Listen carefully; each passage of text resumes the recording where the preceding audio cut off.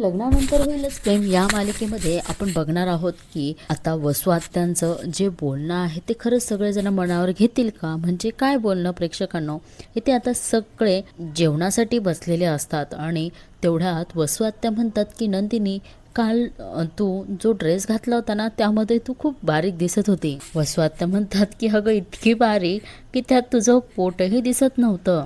प्रेक्षकांनो, आता वसू आत्या असं बोलल्यानंतर खरंच आता नंदिनी आणि जीवाला फार टेन्शन आलेलं आहे.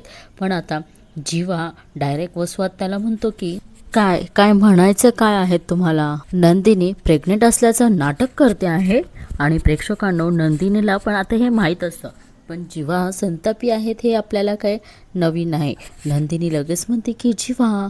वसू आत्या लगेच म्हणतात की आम्हाला तिची काळजी वाटली म्हणून बोलले. आणि पण आता हा जीवा काही शांत बसत नाही. तो इतका चिडलेला आहे. तो म्हणतो की सतत नंदिनीचं काहीतरी वाईट व्हावं यासाठी किती प्रयत्न केले आहेस तू. पण जीवा म्हणतो की आणि आता तू म्हणते की आमच्या बाळाची काळजी करणार. प्रेक्षकांनो, जीवा इतका संतपलेला आहे की आता तो डायरेक्ट उठून उभा राहतो आणि वसू आत्याला नको नको ते बोलतो. आणि जीवा म्हणतो की आता तुमच्या दोघांचीही सावली माझ्या नंदिनीवर आणि माझ्या बाळावर. आता प्रेक्षकांनो, एवढाच तर बोलला आहे. पण आता नंदिनीचं जो चेहरा आहे, नंदिनीचे हावभाव आहेत, हा विजय बघत असतो. प्रेक्षकांना आता विजयला कळलं की खरंच नंदिनीचं मिसकॅरेज झालेलं आहे. ते प्रत्येक एपिसोडमध्ये आपल्याला असंच बघायला मिळतं की यांना कळलं की नाही कळलं. असो, मालिकेचा इथे एपिसोड तर इथेच संपतो आहेत.